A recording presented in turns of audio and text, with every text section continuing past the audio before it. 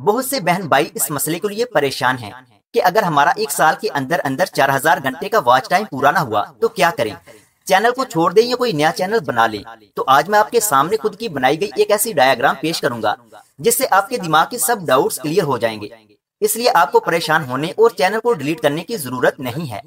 अगर मैं यूट्यूब से कमा रहा हूँ तो मेरा हक बनता है कि आपको भी अच्छे से गाइड करूँ ताकि आप भी मेहनत करके यूट्यूब से कमा सकें। तो वीडियो शुरू करते हैं।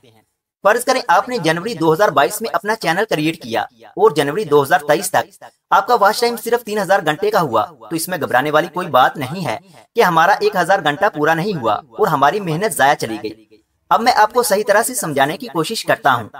जो चैनल्स एक साल में भी 4000 घंटे का वॉच टाइम पूरा नहीं कर पाते, उनके व्यूज शुरू में इतने ज्यादा नहीं आते, लेकिन कुछ महीनों के बाद उनकी कुछ वीडियोस वायरल होना शुरू हो जाती हैं।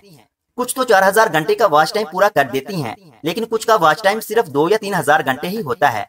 और फर्ज करें आपका वॉच टाइम 3000 घंटा सिर्फ नवंबर और दिसंबर में कंप्लीट हुआ है, तो ये जाया नहीं है, बल्कि आप बाकी का 1000 घंटा 2023 के 2 या 3 महीनों या नवंबर से पहले तक पूरा कर सकते हैं। आसान से लफ्जों में आपको समझा देता हूँ कि वॉच टाइम साल के अंदर रहते हुए ही पूरा करना है, चाहे वो जनवरी से जनवरी तक हो, जून से जून तक हो या दिसंबर से दिसंबर तक।